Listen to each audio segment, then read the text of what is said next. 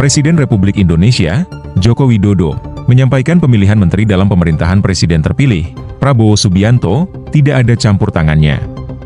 Ia mengatakan, pemilihan menteri itu merupakan hak prerogatif Presiden terpilih. Hal itu disampaikan Jokowi dalam kunjungan kerja peresmian Gedung Anak Muda Aceh Unggul dan Hebat, Amanah, di kawasan industri Aceh, Ladong, Aceh Besar pada Selasa, 15 Oktober 2024. Jajaran 49 nasional dan menteri juga Pak ke Kertanegara. Ada 16 menteri kabinet Indonesia Maju yang ada di sana. Dan namanya juga menteri ekonomi. Itu tanggapannya gimana?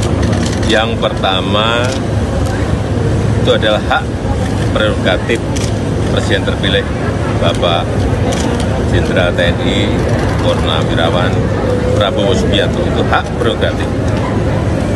Siapapun yang dipilih, kita semuanya menghargai.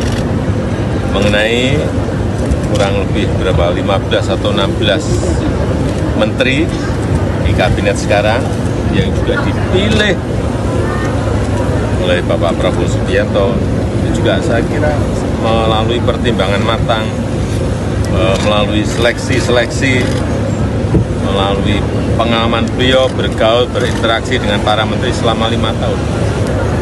Dan memang hampir tim ekonomi yang ada memang,